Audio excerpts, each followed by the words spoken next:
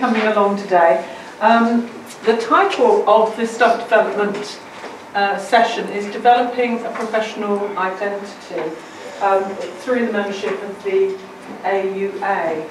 And Liz Turner has kindly offered to come along and talk about some of the benefits of that and raising really professional services identity as a profession across not only this organisation but more widely. And Matthew Hisbon, who is the Head of Operations at the School of Business, is going to just talk to us a little bit about his experience of working on various projects with the AUA. So there will be an opportunity for you to ask any questions towards the end, and I think Liz is probably quite keen to hear of any thoughts and ideas about what you think might be useful for you or for generally administration across the university. The other thing to add is that some of you will know that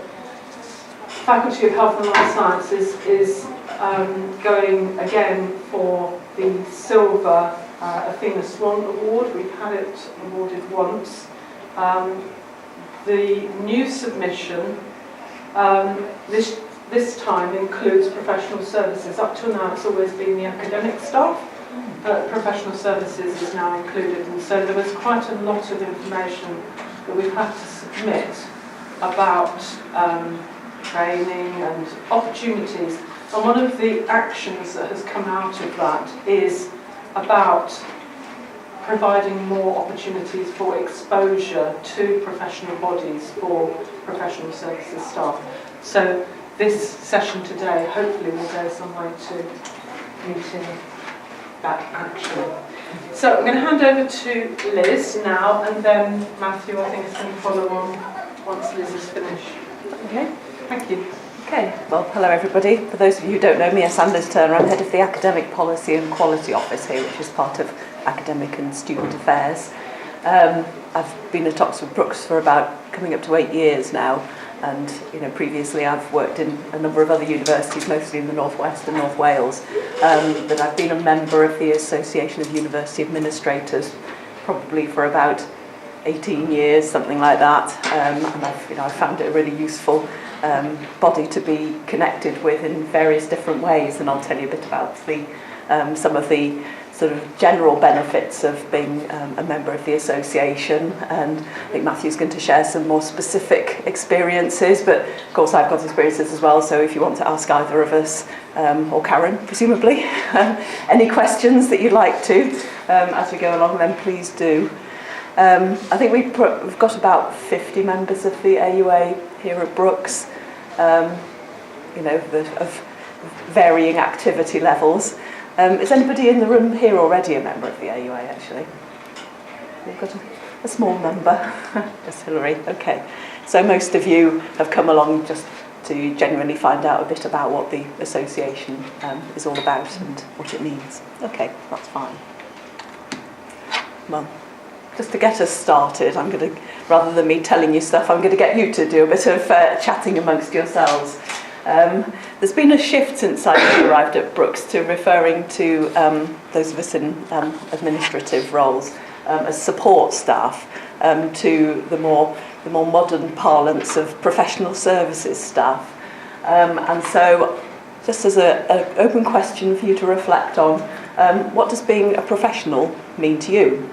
And I thought, well, if you could, find a friend or two, twos or threes, just have a quick chat about that for a couple of minutes or so, and then we'll gather some ideas together, shall we? The room isn't ideally set up for conversations, is it? But I'm sure you'll work it out. It's only for a couple of minutes. So, what does being a professional mean to you in your role? And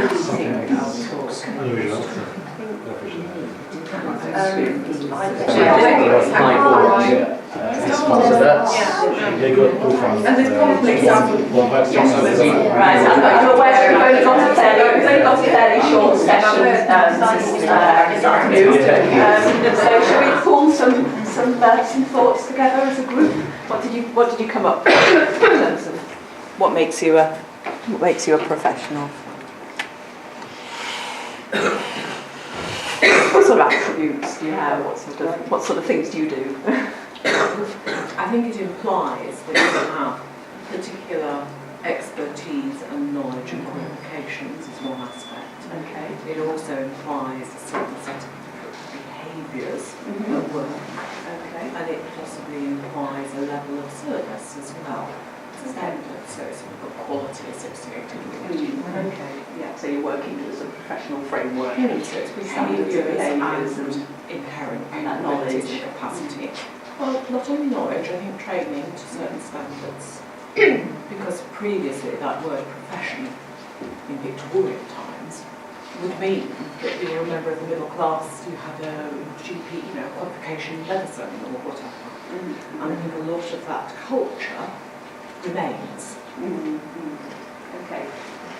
So what distinguishes you from being there to support activities, and what makes you a professional in your own right? Does anyone else come up with any other ideas when we were chatting?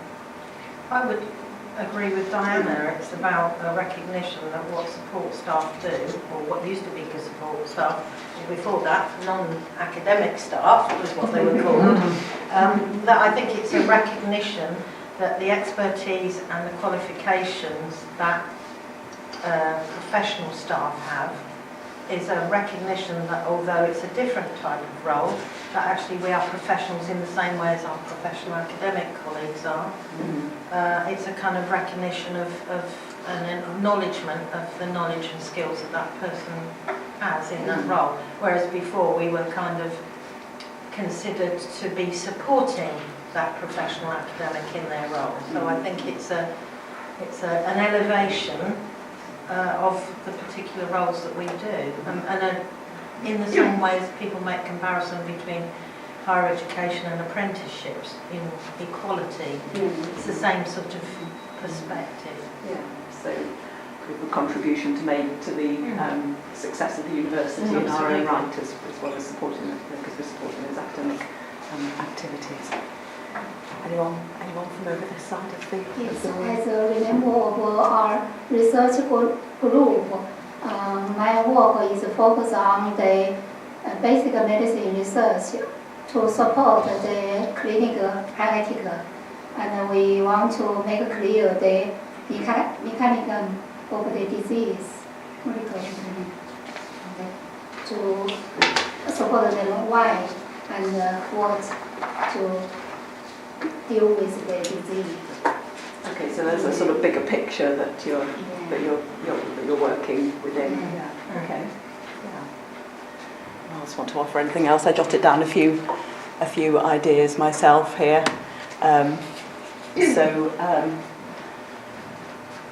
We've mentioned this framework of values and behaviours. I think we've ticked most of these off actually.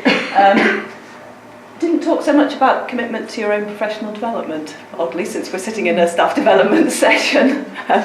And for those of us that are in the position to also be supporting the development of others as well, that's also quite an important aspect. And then applying that learning to your role, looking how you can improve the way you do your own job, to help others for the benefit of the university. We talked a little bit about that, having that role to support the institution in our own right, being able to see the bigger picture. So you're looking beyond just your own role, and trying to make connections with the wider community within the profession around the sector. So I think we ticked off quite a number of those in that conversation. And the AUA has a framework of professional values and behaviours, and they say that they're essentially about connecting and developing higher education professionals. So it's all about the connection with others around the sector, and having a wide range of opportunities to develop yourself, and we'll talk a little bit about those in a moment. And so they talk about AUA members being committed to these four areas here. So continuing professional development, championing equality of education and professional opportunity. So that comes in about those values and behaviours.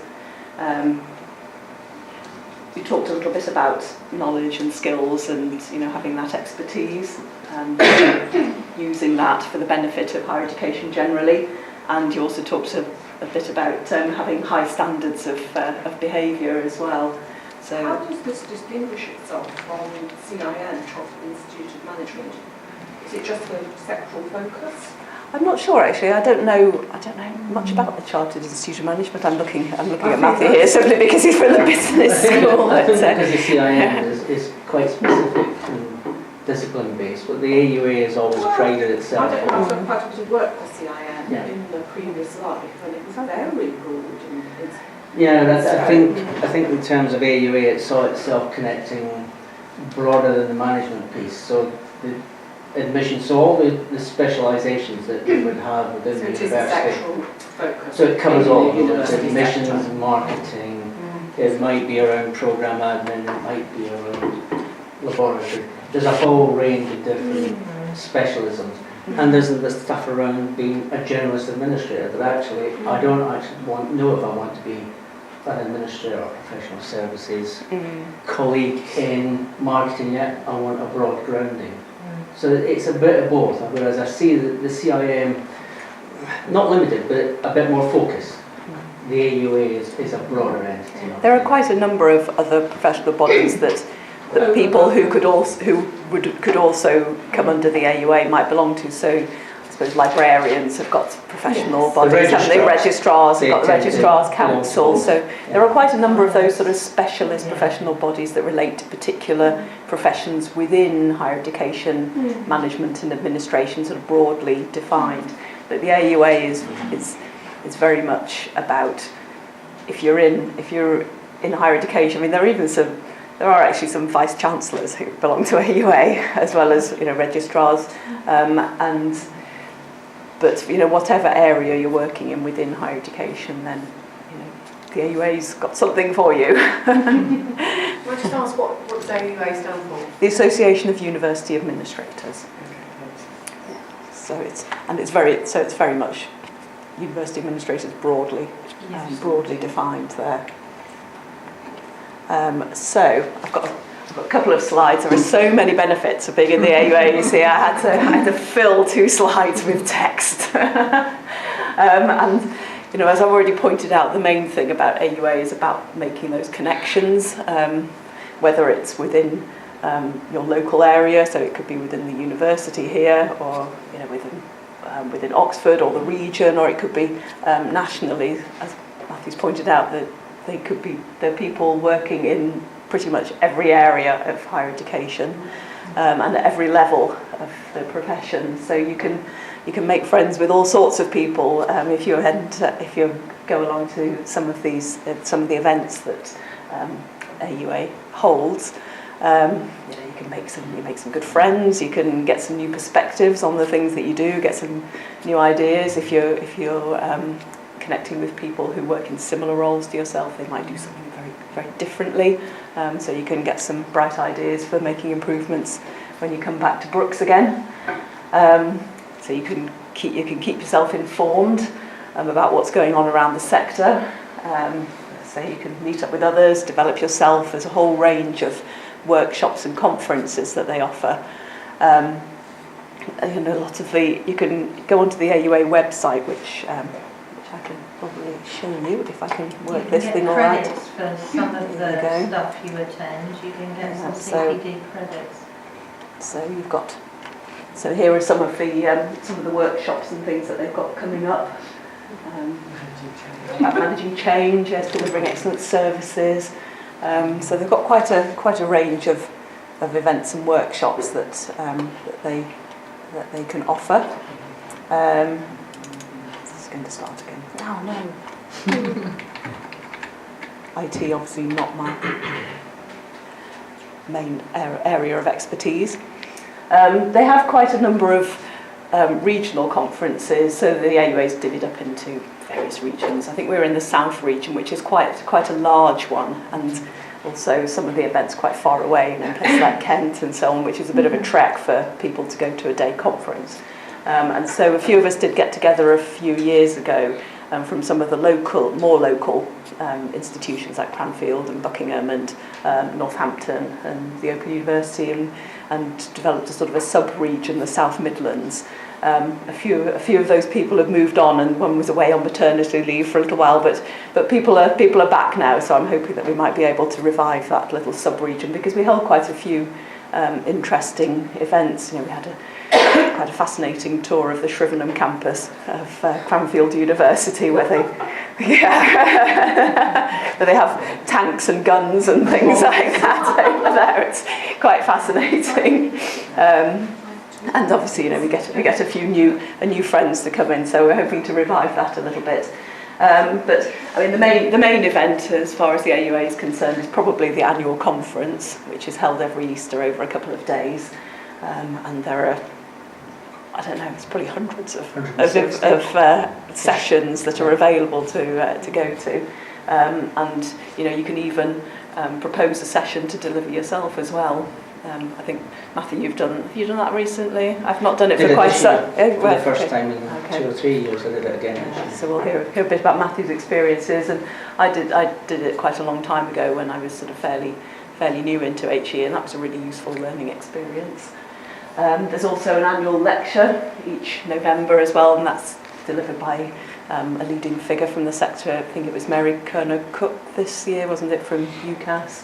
So they usually have some HE celebrity who'll come and do an annual lecture, and it usually involves a bit of a drinks reception and things beforehand, what I was used to anyway. There were a few years where I'm not sure that I actually listened to the annual lecture entirely sober, but that was a nice event as well. There are opportunities to go and visit higher education institutions overseas on the study tours, so they've been to places like Japan and where else have they been? I think they went to Poland, didn't they, recently? Poland, yes, they're going to India. I think they've been to fairly recently. They did Germany recently as well. Yeah, USA next year. And you can also apply for bursaries if you've got a great idea for going to visit universities overseas as well. So there's funding available to do activities like that if you're particularly proactive and enthusiastic. There's a number of special interest networks as well, where you can, which are the opportunities to engage with people who are working in perhaps similar areas to yourself. So there are networks on international higher education, departmental administration, finance, quality and diversity. There's a few others, people who are involved in managing change. So there's quite a number of those networks as well. The AUA publishes a few interesting publications. I've got some examples here. So Perspectives is a peer-reviewed journal that people can submit articles to, and then we've got Newslink, which is the sort of regular update.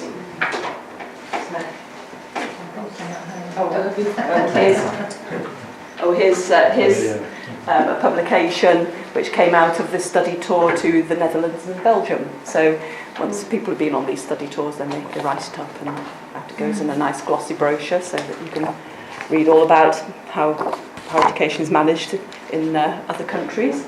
So that's all pretty interesting. There are email updates that come round as well to keep you up to date.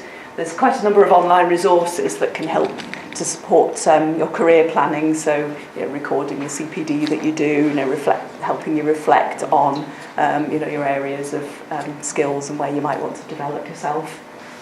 There's an email list called the AUA Forum as well, which is quite useful if you've got a question that's bugging you about how you might want to do something, and you think, I wonder how other people do it. So you can post a quick message on the AUA Forum, and you'll probably get quite a lot of messages back again.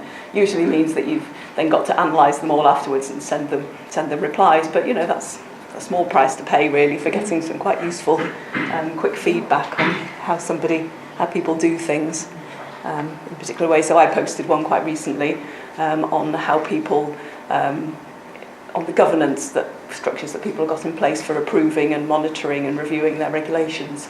It's a fascinating subject. People were really keen to give me feedback on that, which was really helpful. So you know. And my second slide here. So, you know, when you're a member of the AUA, you can put MAUA after your name, and those post-nominals indicate that you consider yourself a professional. You know, you're engaged with what you do, that your practice is linked with a framework of professional behaviours and values. So it's sending out a message to people about how you do your role. You can study for formal qualifications. So the AUA flagship programme, the postgraduate certificate in higher education, administration, management and leadership. That's a lot they cram into a postgraduate certificate, which that's awarded by Nottingham Trent University these days. I did that course in one of its first iterations a long time ago. And it's really helpful course. You know, it's divided into a module on sort of general knowledge areas about different aspects of higher education, and a module that's more about reflecting on your professional journey and linking back to the framework of professional behaviours. And you are assigned a mentor from another university, which is also really helpful because you have somebody to talk to then about your progress, and it's somebody from outside your own institution, so you get a whole new perspective really on your professional practice, and that's really useful. I think we're both mentors, aren't we, on that course now, and actually benefits for the mentors as well, because I always find it quite inspiring to be mentoring people who are enthusiastic about their professional development, and so I find it quite a valuable exercise for me as well, which is good. There's an accreditation scheme which is a fairly recent development over the last few years. You can either become an accredited member, in which case you become an AUA, or a fellow, or is it AUA? I think it's AUA actually, isn't it? Sorry, I've missed that again. Or a fellow, an FAUA, and I've got a table that tells you what the difference is between those in a moment. I just wanted to point out that it's quite affordable to be a member of the Association of University Administrators, because there are different membership bands which are linked to sort of salary levels. So you could pay different rates according to what you're earning, but they all give you access to the same level of membership. You'll get the same benefits, and you can apply for tax relief on your annual subscription as well. So it's a win-win. And once you've developed yourself, and you're thinking of looking around you, what else is available, I feel like I'd move into a more responsible position. There's a jobs notice board as well, but I probably shouldn't dwell on that for too long, because obviously we want to keep you all, but that can be quite useful. So, does anybody want to ask any more about that? Sorry, I'm kind of whizzing along because I know we've only got a relatively short session, and I want to give Matthew time to talk as well. Oh, okay. So in terms of the accreditation scheme, as it says here, as you become more experienced, then the impact of what you do, the impact of your professional development is likely to have a greater impact on those around you, on the institution itself, and so you might want to think about getting some sort of recognition for that through your professional body membership. And so the AUA says that these are some of the benefits of becoming an accredited member. It shows a deeper commitment to your professional development. You can potentially stand out in the competitive job market because of those post-nominals there behind you after your name. It helps you to think about your career development in a more structured sort of way, and keep up with the latest of what's going on in professional practice, which of course is a highly movable feast just at the moment with all the changes in the sector. And so you talk. Actually, when we first started talking about what was a professional, can you actually see these? It might be a bit small. Is that okay? And it sort of turned itself into all the Brooks colours as well, and I wasn't quite sure if the grey would stand out. But you talked about bringing some qualifications and skills and capabilities to the table as a professional, and so the accreditation scheme has got these 4 strands to it. So the commitment to professional development, to become an accredited member, they're looking for at least 30 hours that you've done over the last 2 years, and for a fellow they're looking for 45 hours over the previous 3 years. And so that's why logging all the activities that you do is quite important. So I'm sure, you know, Athena Swan aside, we'll all be logging this hour, I think, as an hour of professional development. Professional reflection, so this is related to the framework of professional behaviours, which I should probably show you actually. We'll come back to that in a moment. There are 9 professional behaviours, perhaps I should try and get that up on the AUA web page. This is what they've redesigned this website recently, and now the test is to find where have they put the AUA professional behaviours. So professional behaviours, here we go. There should be a nice picture somewhere, shouldn't there? I don't know if there is a picture. No, I think we've taken the daisy off. Oh, there used to be a lovely picture with lots of different coloured circles. There seems to be sort of a hyperlink onto the top. AUA's Statement of values. I think that'll probably take us back. So, but we can see them here. They are in different colours. So, managing yourself and your personal skills, delivering an excellent service. They are linked to the PDR website at the moment. On the on ours, on the Brooks one. Yeah. I'd probably best not fiddle with too many websites all at once. But there are quite a lot of links actually with Brooks's approach to staff development, because a lot of the values that the AUA is espousing are linked in some way to our values, you know, connectedness and, you know, generosity of spirit and all of those sorts of things. And we've got a career development web page which has some quite strong links back to these professional behaviours as well. So there are a lot of connections. So if you go on to the OCSLD career development web pages, you'll find a lot of similarities here. This gives you a nice structure for being able to follow through on the development of some of those skills and behaviours. So moving down, finding solutions, embracing change, using resources effectively, engaging with the wider context. So all of those sorts of things that we've talked about before, developing yourself and others, working together, achieving results, all of the things I suppose you'd expect a professional administrator to be engaging with. So there are 9 of those, and from the current slide,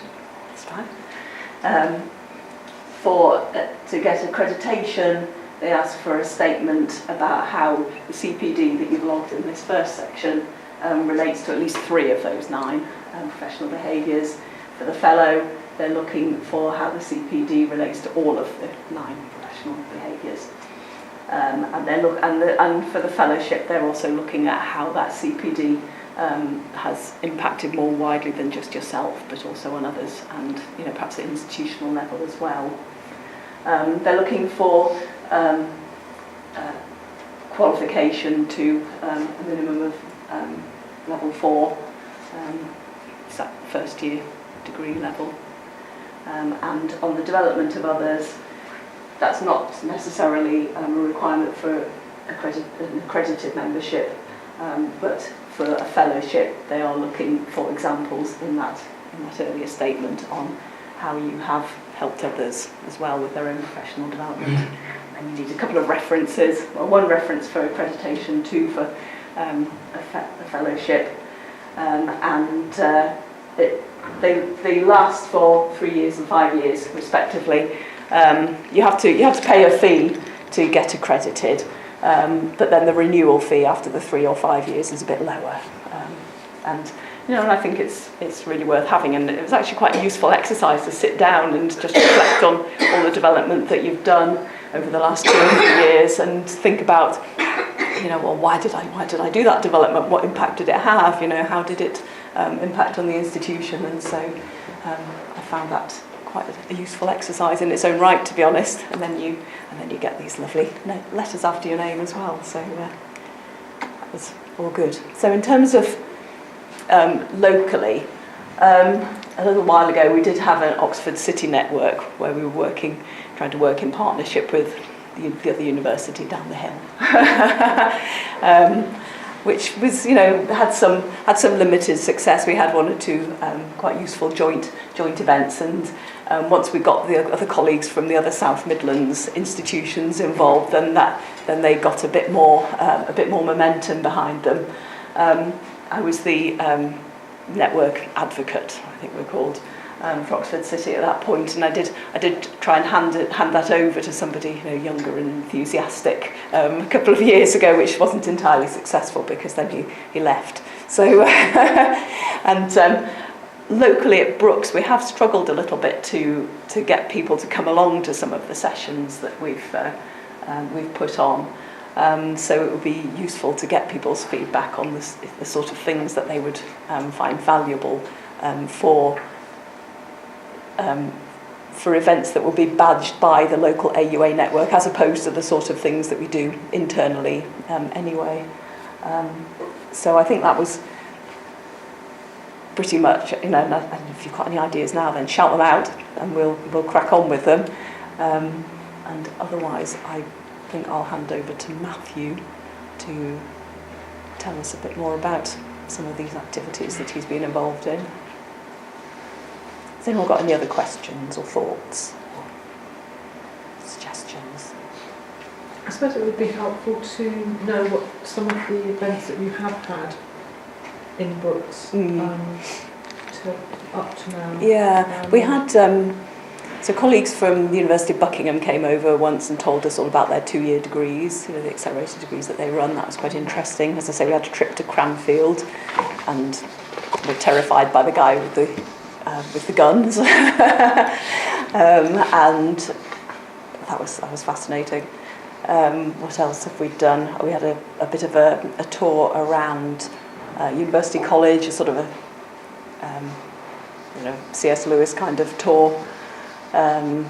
We've had, Mike Ratcliffe did a session on history of higher education once. That wasn't particularly well attended. I've tried to get people who've gone to the conference to sort of re-deliver their sessions back here, but again that's sort of slightly lost momentum a little bit.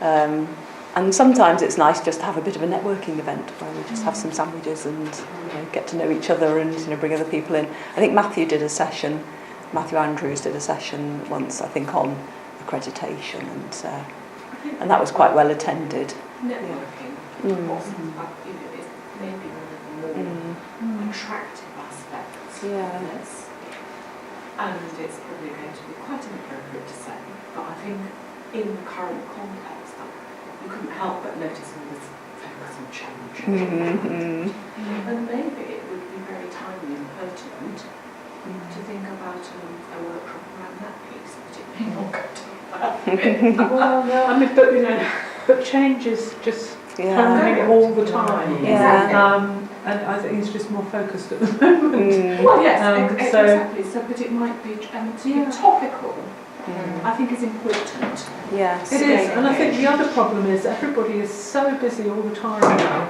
Actually, 3 people emailed me this morning to say they couldn't come now because various things have happened and they've had to stay back in the office. And that's sad, because but it's typical. People have to give up their staff development time because of crises, or their lunch time. Crises, things that happen, and actually trying to protect some time for people to be able to talk to each other and across the boundaries that there are within this university, between faculties, between directorates, just to get a better understanding of what other people do. I think it's really helpful, and we manage to perhaps sometimes have to cancel things, or it's just unfortunate, but I think we do need to try and find time and protect that time for people to be able to just step away from the workplace and talk to others, and you learn so much. And even, like I say, just within the institution, just having an opportunity to be the university administration, as a whole, and have networking across some of these slightly artificial boundaries that seem to have sprung up, because we're in different faculties and central areas and things, and it's a shame that some of those barriers should be there.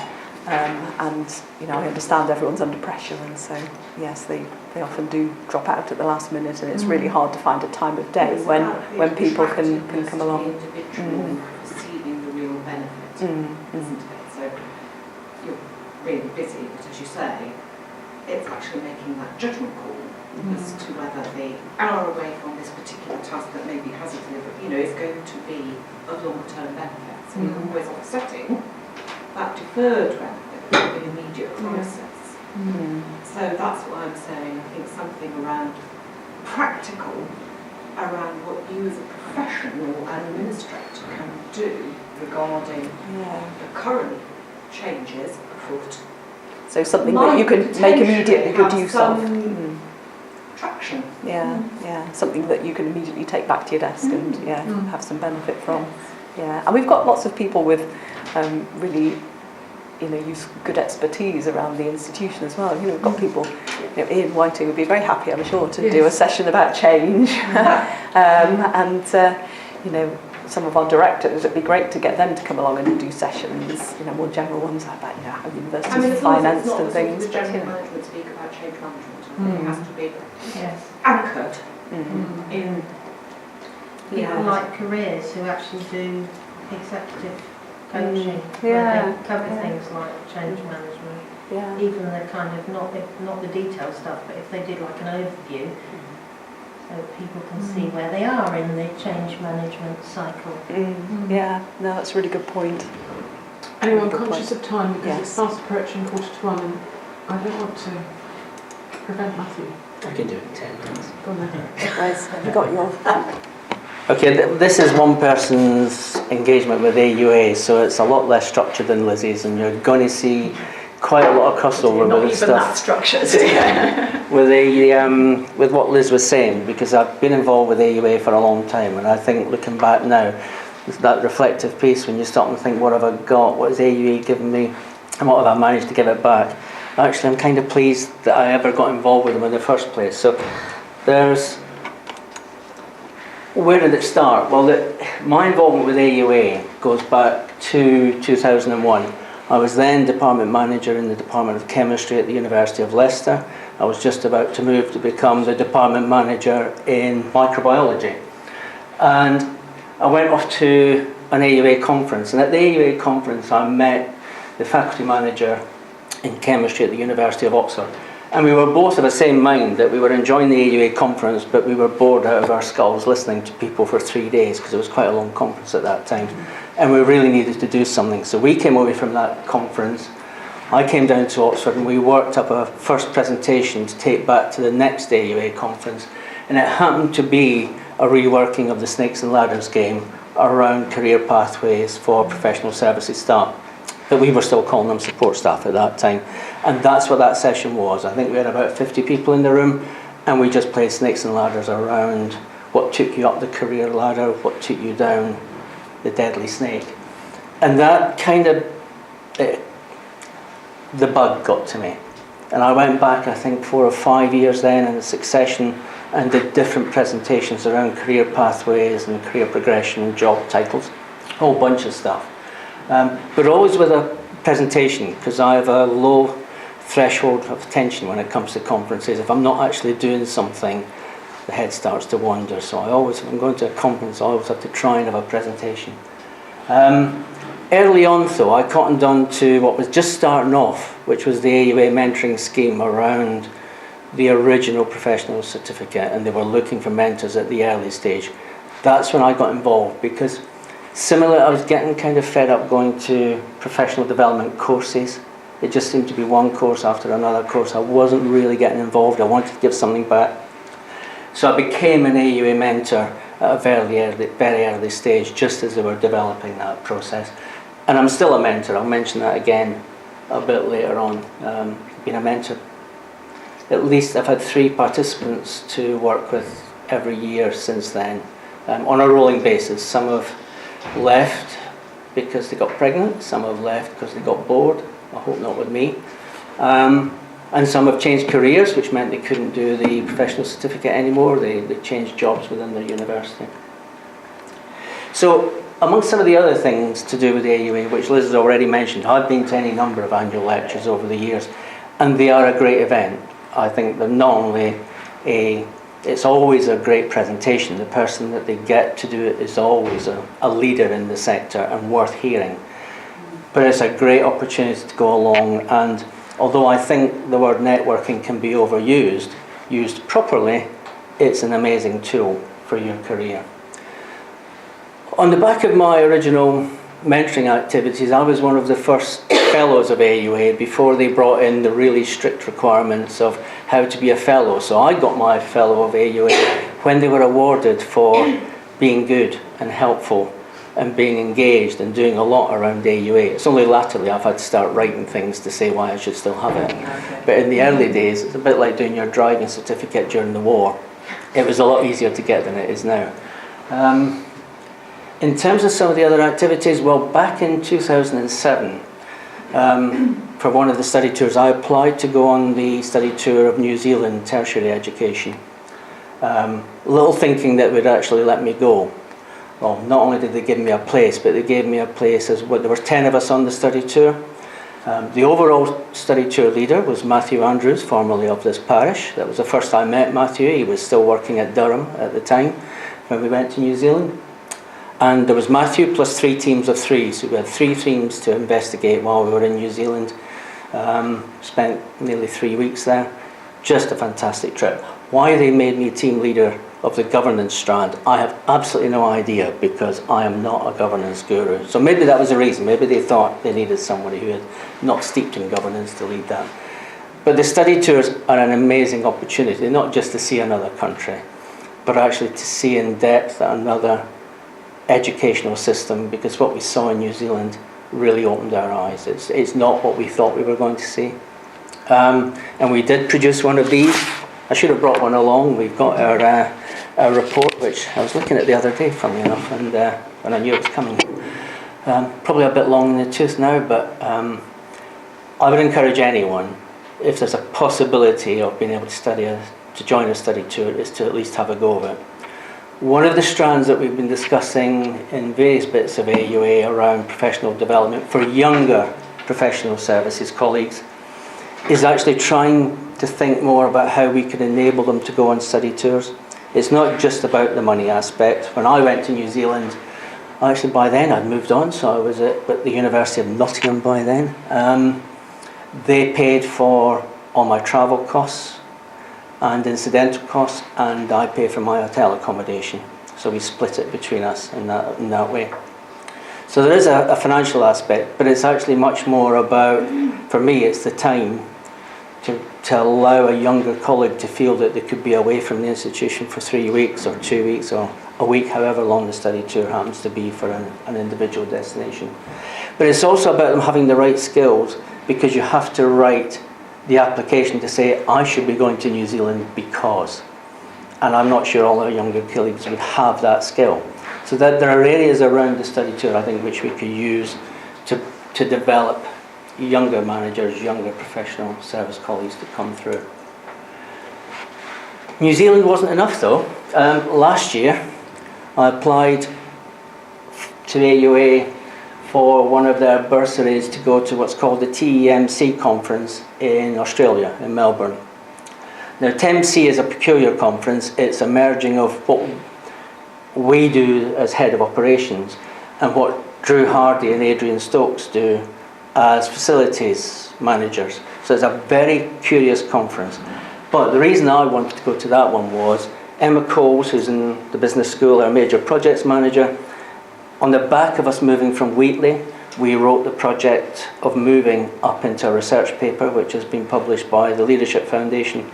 And on the back of having that put in for publication, then the AUA gave me £1,000 to go towards my costs of going to Australia. And I presented that research paper at the Australia conference. Nothing's changed. I wouldn't have gone to TEMC if I hadn't had a paper to give. That was the difference. I needed to be able to do something.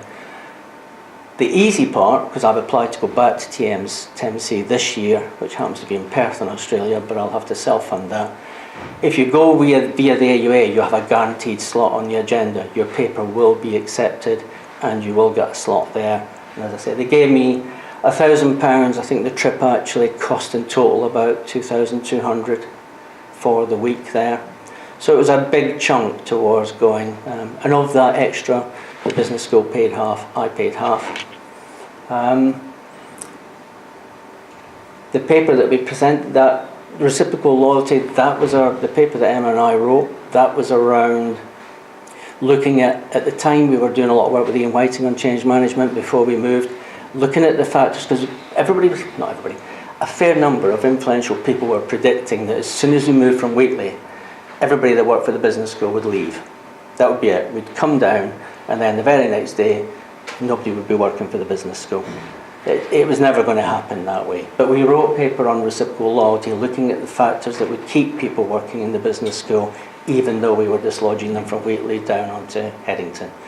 But the AUA gave me the vehicle to be able to put that paper on Emma's behalf and my behalf out there in the sector. It was a huge fillip for us.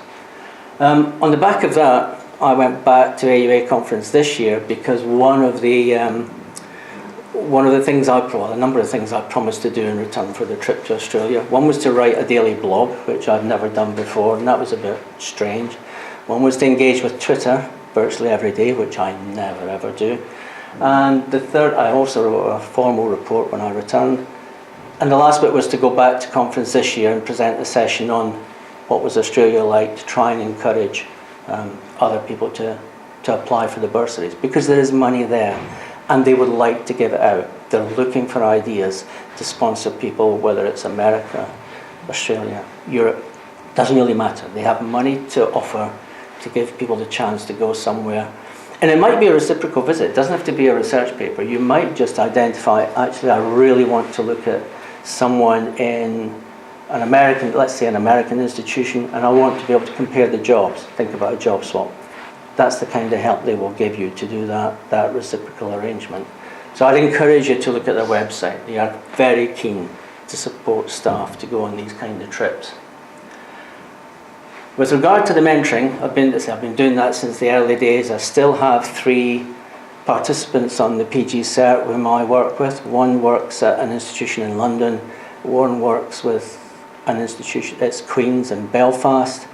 And the third one, who I've just acquired this week, is in the University of Oxford.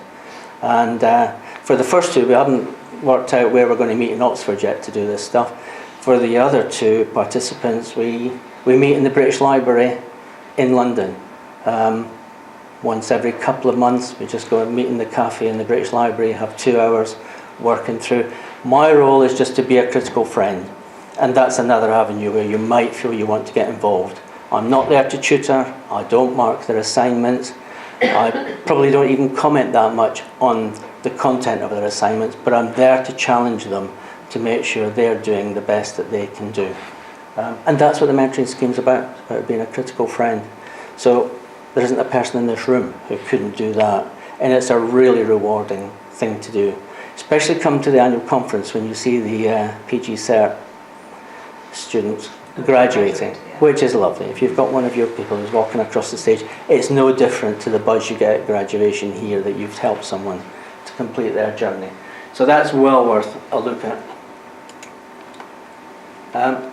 I won't dwell on the professional behaviours which Liz has mentioned, but as they now form a formal part of our performance and development review, they've become very much an industry standard around how we measure our performance and how we live to the standards.